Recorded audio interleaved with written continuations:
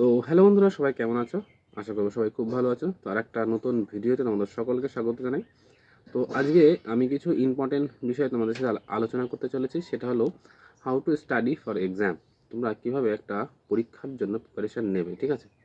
তো আমি এখানে 5টা টিপস দেবো তোমাদেরকে। তো যদি ভালো লাগে ফলো করতে পারো। আশা করবো তোমাদের অনেকটাই হেল্পফুল হবে তোমাদের এক্সামের জন্য, যে কোনো কম্পিটিটিভ এক্সামের জন্য।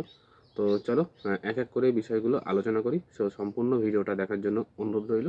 কারণ তোমরা জানো আমি এইরকম স্টাডি ব্লগ এবং টিপস অ্যান্ড ট্রিক অনেক কিছু নিয়ে আসার চেষ্টা করি তোমাদের যাতে সুবিধা হয়, যেগুলো আমি নিজেও ফলো করার চেষ্টা করি। তো চলো ভিডিওটা শুরু করা যাক। তো বন্ধুরা, প্রথম টিপসটা হলো লিমিট ইওর রিসোর্স। মানে তোমরা যে বইগুলো পড়ো, গাদা গাদা বই পড়ে কোনো লাভ নেই। এমন একটা বই চুজ করো যার মধ্যে সমস্ত কিছু পাবে, ঠিক আছে? যেগুলো তোমার পড়তে ভালো লাগে, যে কোনো একটা বই পড়ার চেষ্টা করো। যে আমরা বিশেষ করে যে জিকে বইগুলো পড়ি, অনেকে অনেক অনেক বই, গাদা গাদা বই পড়েছে। তো কি হয়, এতে অনেক সমস্যা হয়। মানে এক এক বইতে এক এক ধরনের লেখা, যে কারণে একটু অসুবিধা হয়ে যায়, যেটা আমিও নিজেও ফেস করেছি। সেই কারণে বলবো রিসোর্সেস যেগুলো আছে নির্দিষ্ট করো। তুমি কোন বইটার থেকে কোন সাবজেক্ট পড়বে সেইগুলোটা নির্দিষ্ট করো। কোন চ্যানেল থেকে তোমরা জিকে ক্লাসগুলো ফলো করবে সেইগুলোর নির্দিষ্ট টাইমগুলোর শিডিউলগুলো লিখে ফেলো।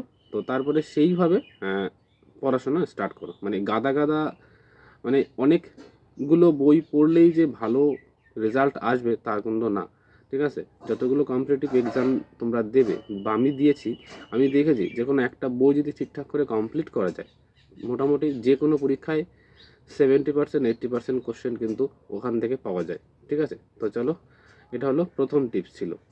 এরপর সেকেন্ড যে টিপস সেটা হলো মাল্টিপল রিভিশন।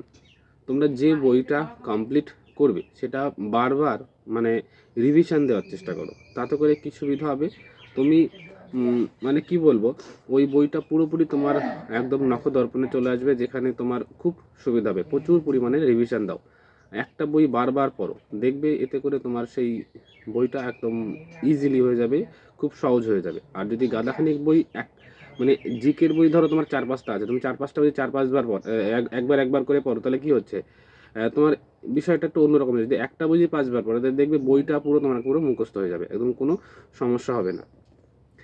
আর থার্ড যে টিপস সেটা হলো মক টেস্ট দেওয়ার চেষ্টা করো। পরীক্ষা ডেট দেওয়ার পরে ডেলি একটা করে মক টেস্ট দাও। তার মক টেস্টটা দেওয়ার পরে যেটাকে খুব সুন্দর করে অ্যানালাইসিস করো, কোন জায়গা ভুল করলে, কোনটা ঠিক করলে, কত কি অঙ্ক কতগুলো হচ্ছে, জিআই কতগুলো হচ্ছে, সেগুলো একটু অ্যানালাইজ করো। কোনগুলো হচ্ছে না সেইগুলোকে সুন্দর করে করার চেষ্টা করো। আর যখনই যদি যদি তোমার পরীক্ষাটা মানে ডিলে হয়, তাহলে এমনটা করো যে সপ্তাহে একটা করে মক টেস্ট দাও। সুন্দর করে অ্যানালাইসিস করো, নিজের ডেভেলপটা কত হচ্ছে সেটা দেখার চেষ্টা করো। থার্ড হয়ে গেল। ফোর্থ হলো ম্যাথ ক্যালকুলেশন। ক্যালকুলেশন স্পিড তোমাদেরকে বাড়াতে হবে। সেই কারণে যত পারো ম্যাথ, অনেকে কী করে ক্যালকুলেটারে অঙ্ক করার চেষ্টা করে, ঠিক আছে? তো সেই কারণে বলবো এই এই স্বভাবটাকে চেঞ্জ করে যত পারো হাতে অঙ্ক করার চেষ্টা করবে, কখনো মোবাইল বা ক্যালকুলেটর ব্যবহার করবে না। এরপরে ফিফথ যে টিপস সেটা হলো মিনিমাম 3 বছরে, গত 3 বছরের প্রিভিয়াস ইয়ার্স কোশ্চেন সেটাকে কমপ্লিট করে রাখো। যে কোনো পরীক্ষার আগে মিনিমাম 3 বছর আগের প্রিভিয়াস ইয়ার কোশ্চেন এগুলো দেখে যাবে, তাহলে দেখবে অনেক সুবিধা হবে। তো যাই হোক, এটা ছিল মোট 5টা টিপস। যদি তোমাদের ভালো লাগে ফলো করতে পারো, অনেক সুবিধা হবে, হেল্পফুল হবে। তো যাই হোক, কতটা ভালো লাগলো সেটা একটা কমেন্ট করে জানাবে। আর দেখা হচ্ছে আর একটা নতুন ভিডিওতে। ততক্ষণ সবাই ভালো থাকবে, সুস্থ থাকবে।